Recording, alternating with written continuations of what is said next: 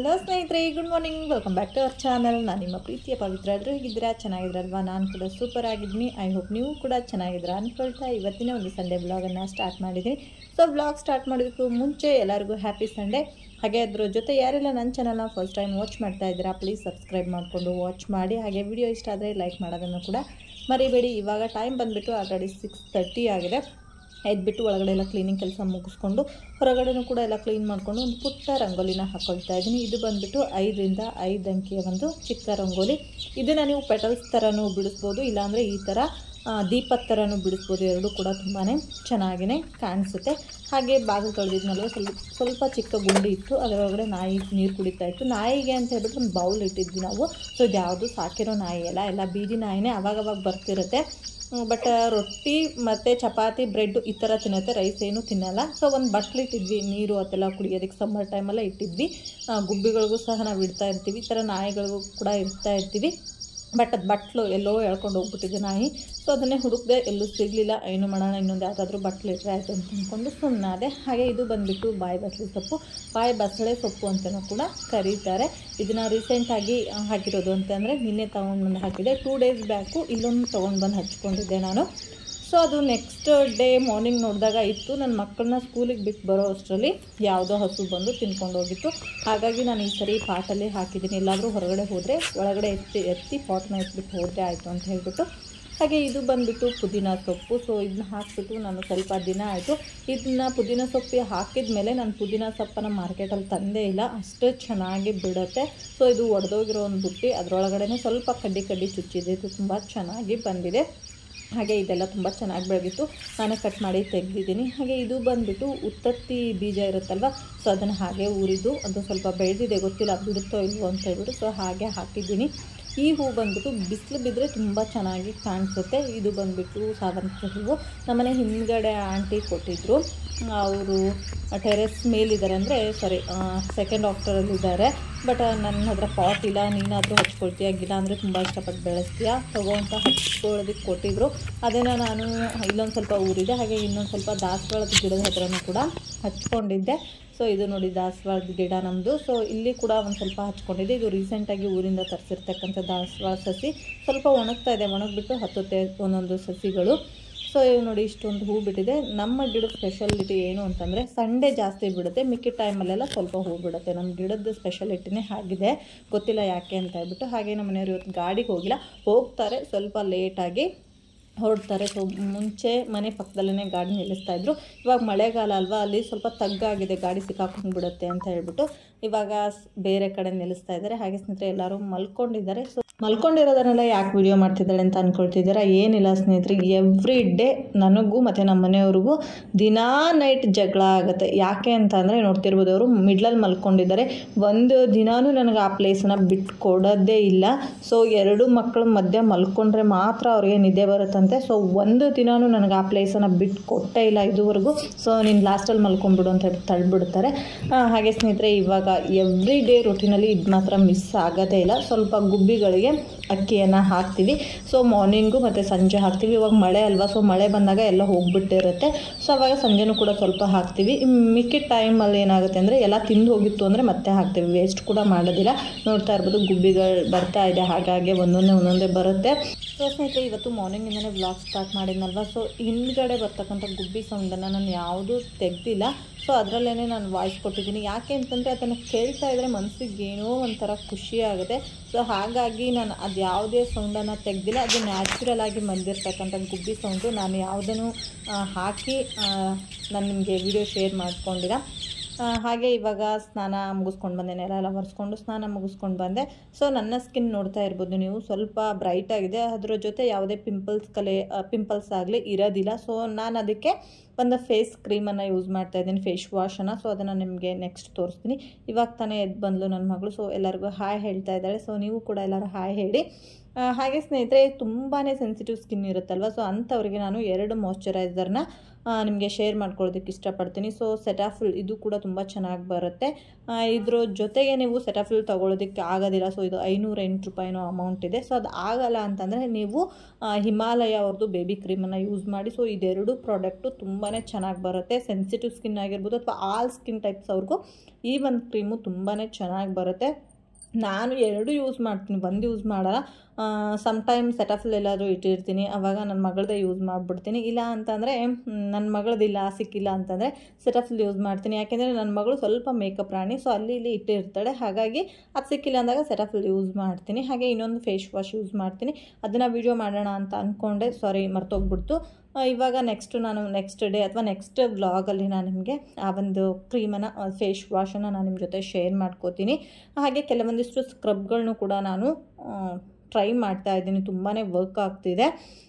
ಯಾಕೆ ಇಷ್ಟು ದಿನ ಹೇಳಿಲ್ಲ ಅಂತಂದರೆ ಫಸ್ಟು ನಾನು ಯೂಸ್ ಮಾಡಿ ಅದು ನನಗೆ ವರ್ಕ್ ಆಗಬೇಕು. ಸೊ ಆ ಥರ ವರ್ಕ್ ಆದಾಗ ಮಾತ್ರ ನಾನು ಅದನ್ನು ನಿಮ್ಮ ಜೊತೆ ಶೇರ್ ಮಾಡ್ಕೋತೀನಿ.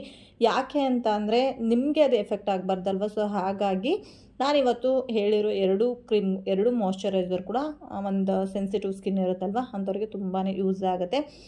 ಹಾಗೆ ಸ್ನೇಹಿತರೆ, ನಾನು ಯಾಕೆ ಮಾತಾಡ್ತಿಲ್ಲ ಅಂತ ಅಂದರೆ, ಸೊ ನಮ್ಮ ಮನೆ ನೇಯರ್ ನೋಡ್ತಾ ಇರ್ಬೋದು, ಬೋರ್ ಹೊಡಿಸ್ತಾ ಇದ್ದಾರೆ, ಅದರದ್ದು ಸಿಕ್ಕಾಪಟ್ಟೆ ಸೌಂಡ್ ಬರ್ತಾಯಿತ್ತು. ಹಾಗಾಗಿ ನಾನು 0 ಮಾಡಿ ಮಾತಾಡ್ತಾ ಇದ್ದೆ ಅಷ್ಟೇ.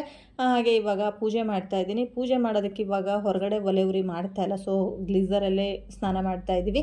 ಮಳೆ ಅಲ್ವಾ, ಸೊ ಹಾಗಾಗಿ ಕಟ್ಟಿಗೆಗಳೆಲ್ಲ ನೆಂದೋಗಿತ್ತು ಅಂತ ಹೇಳ್ಬಿಟ್ಟು ಒಳಗಡೆ ಗ್ಲೀಸರ್ ಆನ್ ಮಾಡ್ಕೊಂಡು ಸ್ನಾನ ಮಾಡ್ತಿದ್ವಿ. ಲೋಬಾನ ಹಾಕೋದಕ್ಕೆ ಬೆಂಕಿ ಬೇಕಲ್ವ, ಸೊ ಅದರದ್ದು ಇದ್ಲನ್ನು ಎತ್ತಿ ಇಟ್ಟಿರ್ತೀವಿ. ಸೊ ಆ ಇದ್ಲನ್ನು ನಾನು ಗ್ಯಾಸ್ ಮೇಲೆ ಮತ್ತೆ ಕೆಂಡ ಎಲ್ಲ ಮಾಡಿಕೊಂಡು ಎವ್ರಿ ಡೇ ನಾನು ಲೋಬಾನ ಹಾಕ್ತೀನಿ ಸ್ನೇಹಿತರೆ. ಸೊ ಬೆಳಗ್ಗೆ ಟೈಮು ಲೋಬಾನ ಹಾಕೋದ್ರಿಂದ ಒಂಥರ ಏನೋ ಒಂದು ಒಳ್ಳೆ ಫೀಲ್ ಇರುತ್ತೆ. ಸೊ ಹಾಗಾಗಿ ಎವ್ರಿ ಡೇ ನಾನು ಲೋಬಾನ ಹಾಕ್ಕೊಳ್ತೀನಿ. ಸೊ ಹಾಗೆ ನಮ್ಮದು ಕೆಳಗಡೆ ದೇವ್ರ ಮನೆ ಸ್ವಲ್ಪ ಮೆಸ್ಸಿ ಇದೆ, ಯಾಕೆಂದರೆ ನಮ್ಮದು ದೇವ್ರ ಮನೆ ತುಂಬ ಚಿಕ್ಕದಿದೆ ಸ್ನೇಹಿತರೆ. ಸೊ ಹಾಗಾಗಿ ನಾನು ಪ್ರತಿಯೊಂದು ಐಟಮ್ನ ಅಲ್ಲೇ ಇಟ್ಕೊಳ್ತೀನಿ, ಎಣ್ಣೆಯಿಂದ ಹಿಡಿದು ಪ್ರತಿಯೊಂದು ಐಟಮ್ನ ಅಲ್ಲೇ ಇಟ್ಕೊಳ್ತೀನಿ. ಯಾಕೆ ಅಂತಂದರೆ ಸಮ್ಟೈಮ್ ಪೀರಿಯಡ್ಸ್ ಆದಾಗ ನಾವು ಬೇರೆ ವಸ್ತುಗಳನ್ನೆಲ್ಲ ಮುಡ್ತಿರ್ತೀವಲ್ವ, ಸೊ ದೇವ್ರ ಮನೆ ಐಟಮ್ಸ್ಗಳನ್ನ ನಾನು ಯಾವುದನ್ನು ಹೊರಗಡೆ ಇಡೋದಿಲ್ಲ, ಎಲ್ಲ ದೇವ್ರ ಮನೇಲೇ ಇಟ್ಟಿರ್ತೀನಿ ಯೂಸ್ ಮಾಡೋ ಪ್ರತಿಯೊಂದು ಐಟಮ್ಸನ್ನು. ಹಾಗೆ ಇವಾಗ ನನ್ನ ಮಗನೂ ಕೂಡ ಎದ್ದುಬಿಟ್ಟು ಫ್ರೆಶ್ ಅಪ್ ಆಗಿ ಬಂದ. ಸೊ ಅವನಿಗೆ ನಾನೇ ವಿಭೂತಿ ಹಚ್ಬೇಕಂತೆ. ಎವ್ರಿ ಡೇ ಹೊರಗಡೆ ವಿಭೂತಿ ಹಚ್ಕೊಳ್ತಾನೆ, ಹೊರಗಡೆನೇ ಒಂದು ವಿಭೂತಿನ ನಾವು ಹೊರಗಡೆ ಇಟ್ಟಿರ್ತೀವಿ. ಯಾಕೆ ಅಂತಂದರೆ ಸ್ನಾನ ಮಾಡ್ದೇ ವಿಭೂತಿ ಧರಿಸ್ಕೊಳ್ತೀವಲ್ವ ಬೆಳಗ್ಗೆ ಫೇಸ್ ವಾಶ್ ಎಲ್ಲ ಮಾಡಿದ್ಮೇಲೆ. ಸೊ ಹಾಗಾಗಿ ನಾವು ವಿಭೂತಿ ಗಟ್ಟಿನ ಒಂದು ಹೊರಗಡೆನೇ ಇರ್ತೀವಿ, ಅದನ್ನು ದೇವ್ರ ಮನೆಯಲ್ಲೆಲ್ಲ ಇಡೋದಿಲ್ಲ. ಸೊ ನಾನೇ ವಿಭೂತಿ ಹಚ್ಚು ಅಂತ ಹೇಳಿದ್ದಕ್ಕೆ ಹಚ್ತಾ ಇದೆ. ಯಾಕೆ ಅಂತಂದರೆ ನಾನಿವತ್ತು ನಮ್ಮ ಮನೆಯಲ್ಲಿ ನನ್ನ ಮಕ್ಕಳ ಫೇವ್ರೇಟ್ ಅಕ್ಕಿ ಕಡುಬನ ಮಾಡ್ತಾಯಿದ್ದೀನಿ, ಅಕ್ಕಿ ತರಿ ಕಡುಬನ. ಸೊ ಹಾಗಾಗಿ ನಾನು ಮಿಕ್ಸ್ ಮಾಡ್ತೀನಿ ಅಮ್ಮ ಅಂತ ಹೇಳ್ಬಿಟ್ಟು ಮಾಡ್ತಾಯಿದ್ದ. ಹಾಗೆ ಒಂದು 2 ಡೇಸ್ ಆಯಿತು ನನ್ನ ಮಗನಿಗೆ ಗಂಟ್ಲಾಗ್ಬಿಟ್ಟಿದೆ, ಅಂದರೆ ಶೀತಕ್ಕೆ ಗಂಟ್ಲ ಹತ್ರ ಗಡ್ಡೆಗಳ ಥರ ಆಗಿಬಿಟ್ಟಿದೆ. ಸೊ ಹಾಸ್ಪಿಟಲಿಗೆ ತೋರಿಸ್ಕೊಂಡು ಬಂದಿದ್ದೀನಿ.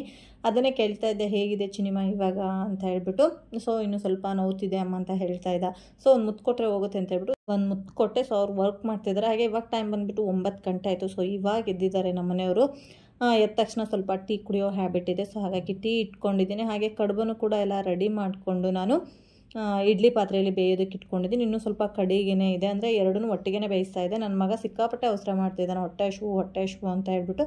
ಹಾಗಾಗಿ ಫಸ್ಟ್ ಒಂದು ಒಬ್ಬಿ ಬೇಯಿಸ್ಕೊಂಡು ಬೇಡೋಣ ಅಂತ ಹೇಳ್ಬಿಟ್ಟು ಒಂದು ಒಬ್ಬಿ ಇಟ್ಕೊಂಡಿದ್ದೀನಿ. ಹಾಗೆ ಸ್ನೇಹಿತರೆ, ಈ ಅಕ್ಕಿ ತರಿ ಕಡುಬನ ನಾನು ನನ್ನ ಅಪ್ಪಾಜಿ ಅಡುಗೆ ಮನೆ ಯೂಟ್ಯೂಬ್ ಚಾನಲಲ್ಲಿ ಶೇರ್ ಮಾಡ್ತೀನಿ, ಮಿಸ್ ಮಾಡಿದೆ ನೋಡಿ ಸ್ನೇಹಿತರೆ. ಇವಾಗ ಟೈಮ್ ಬಂದುಬಿಟ್ಟು 11:15. ನಾನು ನನ್ನ ಮಗಳ ಹತ್ರ ಕುತ್ಕೊಂಡು 1-3/4 ಗಂಟೆ ಆಯಿತು ಅಂತ ಅಂದ್ಕೊಳ್ತೀನಿ. ನಿಜವಾಗ್ಲೂ ಸಿಟ್ಟು ಬಂದು 2 ಕೊಟ್ಟಿದ್ದೀನಿ ನೋಡಿ ಅಂತಿದ್ದಾಳೆ. ಯಾಕೆ ಅಂತಂದರೆ ನನಗೆ ಕರ್ಸಿ ಲೆಟರ್ಸ್ ಬರ್ಸೋ ಅಷ್ಟರಲ್ಲಿ ಅಪ್ಪ ದೇವ್ರೇ, ನಾನು ಹೇಳ್ತೀನಿ ಯಾಕೆ ಮತ್ತು ಅದನ್ನೇ ಬರೆಯಲ್ಲ. ಅಟ್ಲೀಸ್ಟ್ ಒಂದು ಬರ್ದು ಕೊಟ್ರಾದರೂ ಇದನ್ನು ಮಾಡ್ತಾಳೆ, ಅದನ್ನು ಮತ್ತೆ ಅಳಿಸಿ ಬರೀತಾಳೆ. ಸಾಕಾಗೋಯ್ತು ನೋಡಿ. ಒಂದು ಸಾರಿ ಒಂದು ಕಂಪ್ಲೇಂಟು ಏನು ಅಂತಂದರೆ, ಇವಾಗ ಸ್ಟಾರ್ಟಿಂಗ್ ಇವಳ್ದು ಕರ್ಸಿ ಲೆಟರ್ಸ್ ಇವಾಗ ಸ್ಟಾರ್ಟ್ ಆಗಿರೋದು, UKGಯಿಂದ ಸ್ಟಾರ್ಟ್ ಆಗುತ್ತಲ್ವ. ಇಲ್ಲಿ ಸಿಗ್ನೇಚರ್ ಮಾಡಿದ್ದಾರೆ. ಇದು ಹೋದ ವೀಕ್ದು ಸ್ಯಾಟರ್ಡೇಗೆ ಒಂದು ಸಾರಿ ಕೊಟ್ಟಿರ್ತಾರೆ, ಹೋದ ವೀಕ್ದು. ಅವಳಿಗೆ ಇಲ್ಲಿ ಗುಡ್ ಬಿದ್ದಿಲ್ಲ, ಗುಡ್ ಬೀಳಬೇಕಂತೆ. ಗುಡ್ ಬೀಳಬೇಕು ಅಂದರೆ ಹ್ಯಾಂಡ್ ರೈಟಿಂಗ್ ನೀಟಾಗಬೇಕು. ಹ್ಯಾಂಡ್ ರೈಟಿಂಗ್ ನೀಟಾಗಬೇಕು ಅಂದರೆ ಒಂದು ಸ್ವಲ್ಪ ಎಫರ್ಟ್ ಹಾಕಬೇಕು. ಇಲ್ಲಿ ಎಷ್ಟು ಸಾರಿ ನೋಡ್ತಿರ್ಬೋದು, ಒಂದೊಂದು ಹತ್ರ ಎಷ್ಟು ಸಾರಿ ಅಳಿಸಿ ಬರೆದಿದ್ದಾಳೆ ಅಂದರೆ ನನಗಂತೂ ಇದನ್ನು ಬರ್ಸೋ ಅಷ್ಟ್ರಲ್ಲಿ ಸಾಕಾಗೋಯ್ತು. ಒಂದೆಲ್ಲಾದರೂ ಬರೆದು ಕೊಟ್ಟಿರ್ತೀನಿ, ಅದು ಇರಲಿ ಅಂತ ಬಿಡಲ್ಲ, ತಿರ್ಗಾ ಅದನ್ನೂ ಅಳಿಸಿ ಬರೀತಾಳೆ. ನನಗಂತೂ ತಲೆ ಕೆಟ್ಟೋಯ್ತು. ಈಗ ಇನ್ನೂ ಎಷ್ಟು 3 ಪೇಜ್ ಕೊಟ್ಟಿದ್ದಾರೆ, 1 2 3 ಸಿ ಕರ್ಸಿ ಸ್ಮಾಲ್ ಸಿ ಲೆಟರ್ವರೆಗೂ ಬರೀಬೇಕು. ಇದು ಮುಗಿಯೋಷ್ಟರಲ್ಲಿ ನಾನೇ ಮೆಂಟ್ಲಾಗ್ತೀನೋ ಏನೋ ಗೊತ್ತಿಲ್ಲ. ಸಾಕಾಯ್ತು ನನಗೆ. ಬರೀಯಮ್ಮ ದೇವಿ, ನೋಡಿ ಹೆಂಗೆ ಬರೀತಾಳೆ ಅಂತ. ಏನಾದ್ರು ಮಿಸ್ಟೇಕ್ ಮಾಡೇ ಇರ್ತಾಳೆ. ಒಂದು ಲೆಟ್ರ್ ಆದರೂ ನೀಟಾಗಿ ಏನಾದರೂ ಮಿಸ್ಟೇಕ್ ಮಾಡೇ ಇರ್ತಾಳೆ. ನೋಡೋಣ ಅದು ಹೆಂಗೆ ನೀಟಾಗಿ ಬರೀತೀಯ. ಅಮ್ಮ ಈಗ ಹೆಂಗೆ ಬಂತದ?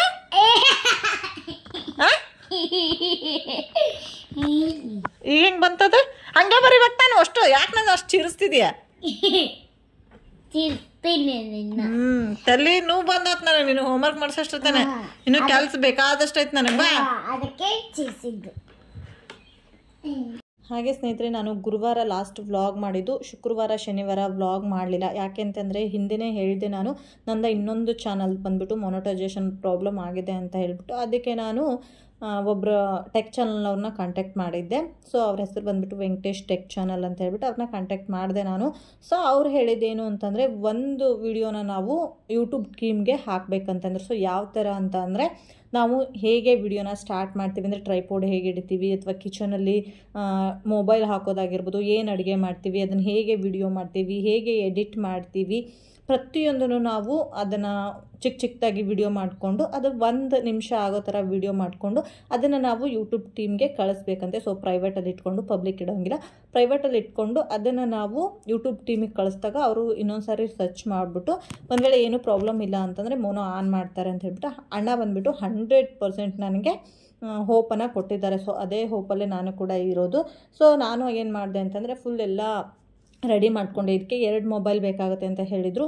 ನಿನ್ನೆ ಮಧ್ಯಾಹ್ನದ ನಂತರ ನಮ್ಮ ಮನೆಯವ್ರ ಮನೆಯಲ್ಲೇ ಇದ್ದರು. ಸೊ ಹಾಗಾಗಿ ಮೊಬೈಲ್ ಸಿಕ್ಕಿತು ಅಂತ ಹೇಳ್ಬಿಟ್ಟು ನಿನ್ನೆ ವ್ಲಾಗನ್ನು ಒಂದು ಚಿಕ್ಕದಾಗಿ ನಾನು ಶೇರ್ ಮಾಡ್ಕೊಂಡಿದ್ದೀನಿ. ತಿರ್ಗಾ ಅದನ್ನು ನಾನು ಯಾವ್ಯಾವ ರೀತಿ ಮಾಡಿದೆ, ಹಾಗೆ ಯಾವ ವಿಷಯಕ್ಕೆ ನನಗೆ ರೀಯೂಸ್ಡ್ ಕಂಟೆಂಟ್ ಬಂದಿದೆ, ಯಾವ ಚಾನಲ್ಗೆ ಬಂದಿದೆ, ಪ್ರತಿಯೊಂದನ್ನು ನಾವು ಶೇರ್ ಮಾಡ್ಕೋಬೇಕು. ಸೊ ಅದನ್ನು ನಾನು ಎಲ್ಲ ಶೇರ್ ಮಾಡಿಕೊಂಡೆ.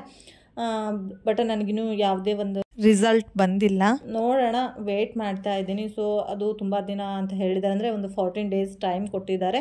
ಬ್ರದರ್ ಅಷ್ಟು ದಿನ ಹೋಗಲ್ಲ, ಒಬ್ಬೊಬ್ರಿಗೆ 1 ದಿನಕ್ಕೆ ಆಗುತ್ತೆ, ಕೆಲವೊಬ್ಬರಿಗೆ 1 ವಾರನೂ ತೊಗೋಬೋದು. ಸಿಸ್ಟರ್ ನಿಮಗೆ 14 ಡೇಸ್ ಟೈಮ್ ಕೊಟ್ಟಿದ್ದಾರೆ, ವೇಟ್ ಮಾಡಿ ಅಂತ ಹೇಳಿದರು. ಸೊ ನಾನು ಕೂಡ ವೇಟ್ ಮಾಡ್ತಾ ಇದ್ದೀನಿ. ಒಂದು ಒಳ್ಳೆ ಹೋಪನ್ನು ನನಗೆ ಬ್ರದರ್ ಕೊಟ್ಟಿದ್ದಾರೆ, ಅದೇ ಹೋಪಲ್ಲೇ ನಾನು ಕೂಡ ಇದ್ದೀನಿ. ಫೇಸನ್ನು ತೋರಿಸಿ ನಾವು ಯೂಟ್ಯೂಬ್ ಚಾನಲ್ ಮಾಡಲ್ಲ ನೋಡಿ. ಸೊ ಅಂಥ ಸುಮಾರು ಯೂಟ್ಯೂಬರ್ಸ್ಗೆ ಈ ಥರ ರೀಯೂಸ್ಡ್ ಕಂಟೆಂಟ್ ಬರುತ್ತಂತೆ. ನೋಡೋಣ ಸಿಸ್ಟರ್, ಒಂದು ವಿಡಿಯೋನ ಮಾಡಿ ಶೇರ್ ಮಾಡಿ. ನಿಮಗೆ ಖಂಡಿತ ಒಂದು ವೇಳೆ ಅದೇ ಒಂದು ಇಶ್ಯೂಸಿಗೆ ನಿಮಗೆ ರೀಯೂಸ್ಡ್ ಕಂಟೆಂಟ್ ಬಂದಿದ್ದರೆ ಖಂಡಿತ ಅದು ಸಾಲ್ವ್ ಆಗುತ್ತೆ ಅಂತ ಹೇಳಿದ್ದಾರೆ. ಬಟ್ 100% ನನಗೆ ಬ್ರದರ್ ಹೋಪ್ ಕೊಟ್ಟಿದ್ದಾರೆ. ಸೊ ಮತ್ತೆ ಇದು ಈವ್ನಿಂಗ್ ಒಂದು ಚಿಕ್ಕ ವ್ಯೂ ಸ್ನೇಹಿತರೆ. ಸೊ ನೋಡ್ತಾ ಇರ್ಬೋದು, ಗುಬ್ಬಿಗಳು ಇಷ್ಟೊಂದು ಬಂದಿದೆ ಅಂತಂದರೆ, ಸಿಕ್ಕಾಪಟ್ಟೆ ಗುಬ್ಬಿಗಳು ಬರ್ತಾ ಇರುತ್ತೆ. ಅದ್ರ ಕಲರವ ಕೇಳಕ್ಕೆ ನನಗಂತೂ ತುಂಬ ಇಷ್ಟ, ನಮ್ಮ ಮನೇಲಿ ಎಲ್ಲರಿಗೂ ಇಷ್ಟ. ಹಾಗಾಗಿ 3 ಗುಬ್ಬಿಗಳುಗಳನ್ನೆಲ್ಲ ಮಾಡಿಬಿಟ್ಟು ನಾವು ಹಾಕಿದ್ದೀವಿ. ಹಾಗೆ ಸ್ನೇಹಿತರೆ, ಇದ್ರ ಜೊತೆ ಇವತ್ತಿನ ಚಿಕ್ಕ ವ್ಲಾಗ್ ಕೂಡ ಎಂಡ್ ಮಾಡ್ತಾ ಇದ್ದೀನಿ. ಈ ವ್ಲಾಗ್ ನಿಮಗೆ ಖಂಡಿತ ಇಷ್ಟ ಆಯಿತು ಅಂತ ಅಂದ್ಕೊಂಡಿದ್ದೀನಿ. ಒಂದು ವೇಳೆ ಈ ವ್ಲಾಗ್ ಇಷ್ಟ ಆಗಿದ್ದರೆ ದಯವಿಟ್ಟು ಒಂದು ಲೈಕ್ ಮಾಡೋದನ್ನು ಮರಿಬೇಡಿ. ಹಾಗೆ ಮೊದಲಿಗೆ ಹೇಳಿದಾಗೆ ಯಾರೆಲ್ಲ ನನ್ನ ಚಾನಲ್ನ ಇನ್ನೂ ಸಬ್ಸ್ಕ್ರೈಬ್ ಮಾಡದೆ ವಾಚ್ ಮಾಡ್ತಾ ಇದ್ದೀರಾ, ಪ್ಲೀಸ್ ಸಬ್ಸ್ಕ್ರೈಬ್ ಮಾಡಿಕೊಂಡು ವಾಚ್ ಮಾಡಿ. ಸಿಗೋಣ ನೆಕ್ಸ್ಟ್ ವ್ಲಾಗಲ್ಲಿ. Thank you for the watching. Love you all. Take care. Bye.